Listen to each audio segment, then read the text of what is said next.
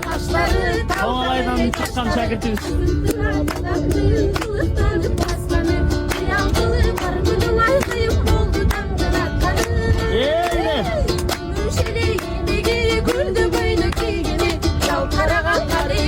Yaralansam bilmedi. Kimden sorayım kim buladı, kim buldu kendilerinin sevmedi.